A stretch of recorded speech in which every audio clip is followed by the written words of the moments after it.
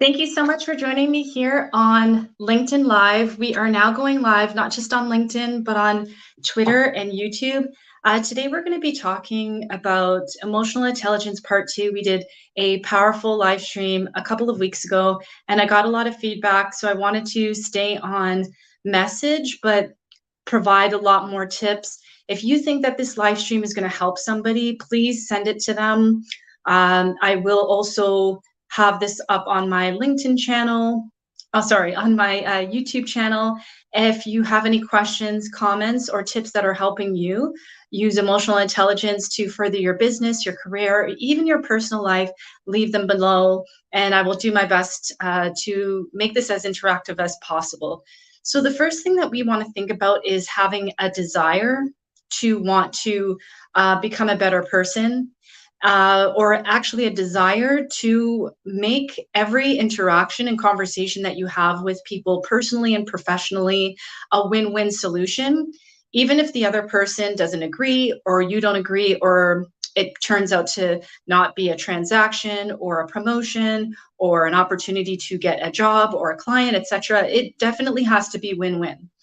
And I say that the desire, I wouldn't say desire, but the goal to improve has to not just be one-sided that will benefit you, but the mindset of having compassion and care that whatever argument, misunderstanding, disagreement, or even a positive outcome, that it's going to not just benefit you, but the other person. So you really have to have that deep within your mind, body, and soul that this is going to be the outcome for you. Sorry about that. Because if it is one-sided, people will feel that, and everything that I'm teaching right now in this live stream is not going to benefit you at all. The second thing that you want to do is to take accountability. It is really important that, especially uncomfortable conversations, that if you made a mistake, if you didn't know that you were making a mistake in the process, or you didn't know that you were doing the wrong thing in the process, but somebody brings it to your attention, it's really important to take accountability either way. And the reason why you want to express to that person or group of people during emotional intelligence practices of creating win-win situations, of taking accountability, because it's a sign of leadership. It's a sign of self-awareness. It's also a sign of some sort of self-love that you have. And it's a sign that the world doesn't revolve around you and you're not in your ego.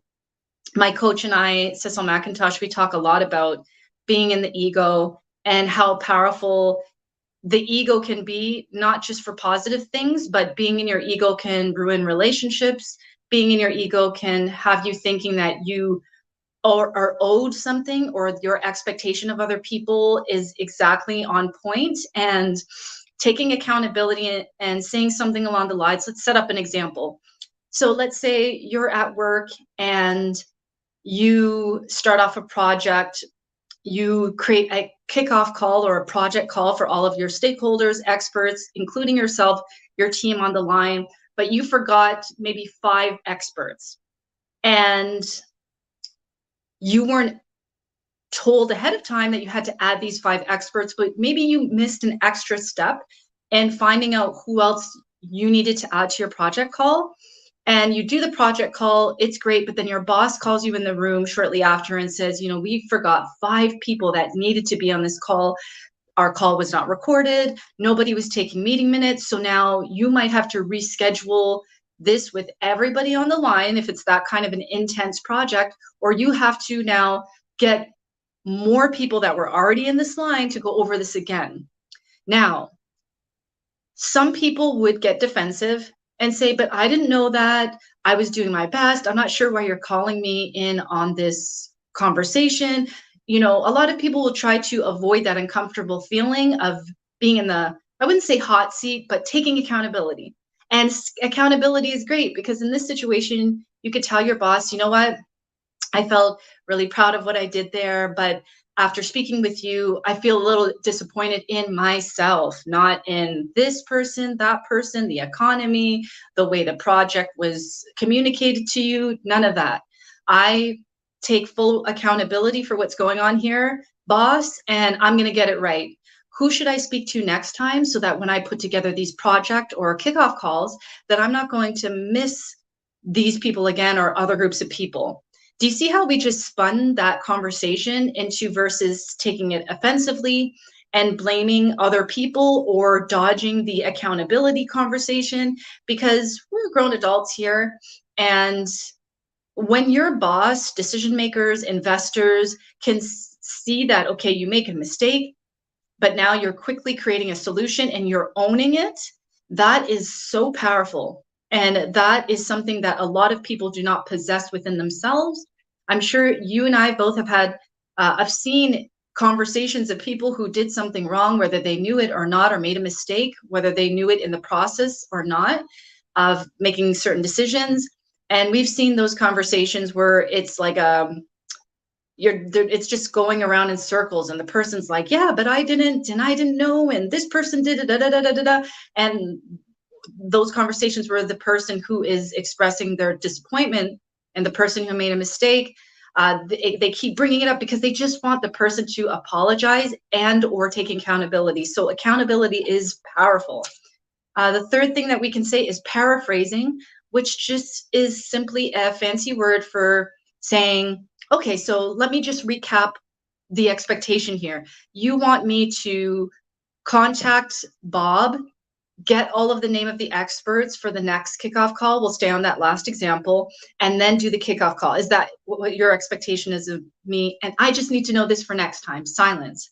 And so when you paraphrase, the person feels heard, understood, and maybe even appreciated, because not a lot of people paraphrase, not because they don't want to. Sometimes people don't know these communication tips. And so paraphrasing even thoughts and feelings by saying, let's say your boss, when they came to you about a certain situation, mistake or misunderstanding related, said, you know, I'm really tired and frustrated. I had to stay up until 2 o'clock in the morning putting this report together because I don't know how, but you missed XYZ. So then you can say, again, it's so easy for that part of us to get defensive, but let's be progressive. And we'll say something along the lines of, wow, you were up until 2 in the morning. You must feel really tired and frustrated. What can I do for next time to make sure that we have a successful project start, etc., right? Or if they were expressing their thoughts that, you know, he was thinking that he was expecting more of you, or your boss was expecting more of you, and they're expressing this to you one-on-one or in a group. It doesn't really matter who's in the room, right? Because this is more about you than other people in the room, you feeling outed, etc. So you would recap that thought. Wow, I feel really honored that you had high expectations of me, and I want to get it right next time. Here are some solutions, so on and so forth. So do you see how progressive this conversation can go? That would be, yes, the fourth point, which is something that I brought up in emotional intelligence live stream part 1, is listen more and listen attentively. So as I'll recap what I said in that first live stream part 1, is that many of us, when we're listening or hearing, I'll say hearing people talk, we often are thinking about what are we going to say next to this person so that we can have a response. So we're thinking more about the response, or we're thinking more about our discomfort, our anger, our embarrassment, our shame, our guilt when we're having these kind of conversations, and we're not necessarily getting into listening mode. So automatically we can hear, because many of us have this, you know, sense, like one of the 6 senses is hearing, I believe. So we can hear the person, but listening is actively, quickly doing your best to summarize what the problem is, summarize how that person is thinking, or the thoughts they're expressing of disappointment, the feelings that they're expressing of stress, frustration, humiliation, etc. And then when you are mentally taking these into account, what the person's thinking and or feeling, the problem that they're having, the expectation that they have of you, now we can then get into solution mode. And that only happens when you're listening more. I was in a meeting a couple of days ago within a professional, and I was speaking to him, and he was very, very focused on having a very strong, aggressive look on his face because he's a little bit more senior in the industry, and I'm not at that decades of experience yet. And I don't know if that was a part of his personality or a tactic to show, hey, he's the boss, or he has higher authority. But this individual was so caught up in focusing on having this intimidation, or how can I say, intimidating look on his face to express to me that he knows more than me, that he forgot the 2 questions that I asked him in the first place and had to ask me, so what were you saying again? So that's hearing. He was hearing to create some sense of authority versus listening to what I was saying. So let's talk about point number 5, which is to cap these conversations at several minutes or more based on the threshold of what you can take in. What do I mean by that? So let's say you're having a conversation with a friend. You didn't show up to their birthday party on time, okay? Or their wedding on time, or their anniversary, family, friendship outing on time. And in your mind, you're just doing your best, right, with what you know. And maybe your friends never brought this up, but this was important to them. So your friend expresses to you that they are feeling sad and upset that you came to their wedding anniversary party late. And now this friend of yours is now expressing everything that they did to get this party together, everything that they were expecting you to do, show up, help them with party accessories, etc. Maybe they thought that you come a bit early or on time to help them with stuff and help ease their mind while they're getting stuff done, etc., etc. So what I would recommend that you do, because we are not scheduled, we're not professional certified therapists, right? So there's only so much of somebody's emotional expression, some people call it emotional dumping, that you can take in. So cap yourself. Okay, I'm going to listen to her or him for a couple of minutes, and then after this, we'll start off from the top. Take accountability. I am so sorry that I showed up late. I was stuck in traffic and I should have called and texted you. Paraphrase. I hear and feel how frustrated you are that I'm late for your wedding anniversary. Listening more. So you listen so that you can cap it at 1 minute, or when you have that gut feeling like, oh, this is overboard now, I feel like this is going into, this conversation's get a little toxic behavior, then you cap it and give them an opportunity to maybe breathe, or they finish a sentence, and then you say, what can I do to make it better? How can I help you right now? I'm sorry. What can I do? So this is a very, very strategic way of not getting overloaded by people's frustration. If you make a mistake again, or if you unknowingly do something you weren't supposed to, and keeping it professional. Now, point number 6, come up with solutions before anyone else can. So if you're in a situation, some people are just very attentive when it comes to conversations with people. So they know if a loved one, for example, says, we need to talk. And love relationships, these are the 3 words that a lot of people fear to hear.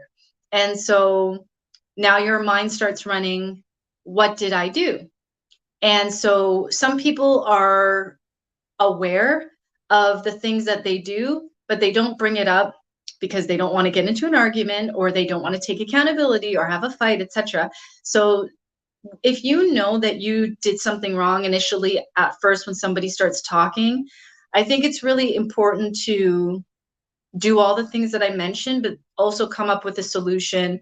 A great segue would be, what can we both do to make this our relationship better? Or what can I do better to make you feel safe? Or what can I do for next time, or before XYZ event or expectation comes up, so that we both are on the same page? And silence. Because I believe when you're using emotional intelligence, there are a lot of different aspects, but allowing yourself to kind of stop instead of overloading on them, because oftentimes, sometimes when people feel guilty about something or they feel bad, they often start making making excuses, or they often start making a list of, like, a laundry item list, and expressing it to the person that is disappointed with them on why they did what they did, why they didn't do what they did. And a lot of the times when people are listening to you and they're on the receiving end, their mind might shut down, or they might be thinking, what does that have to do with me?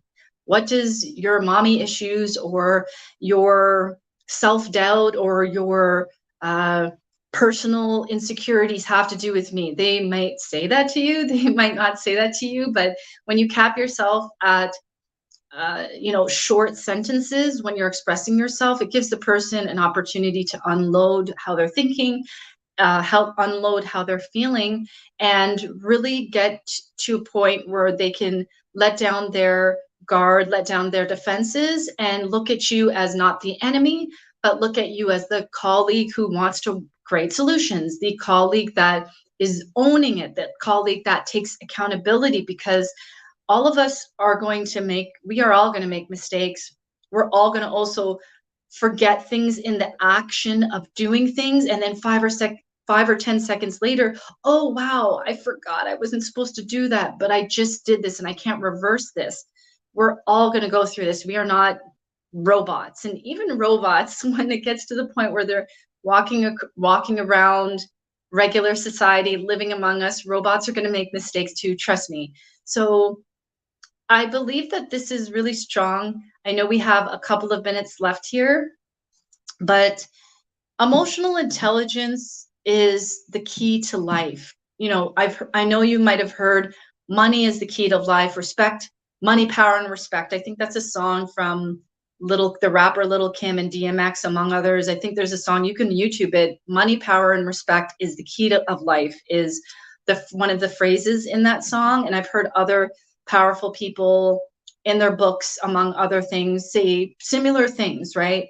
But in order for anybody to increase their revenue or wealth, to gain power, and yes, or gain respect, and yes, some will say people can gain all three of these and more by doing nefarious and negative and low vibrational and toxic things, but that's short term.